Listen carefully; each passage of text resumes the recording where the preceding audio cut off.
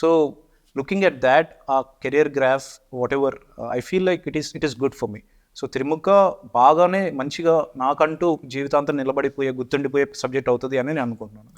And psychological thriller కూడా it's not like ఏదో typical crime story చూసాము, ఏదో టిపికల్ పోలీస్ చేసి చూసాము అన్నట్టు ఉండదు త్రిముఖ.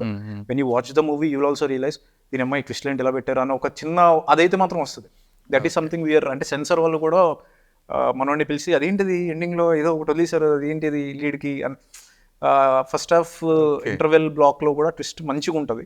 స్క్రీన్ ప్లే చాలా బాగా రాసుకున్నారు.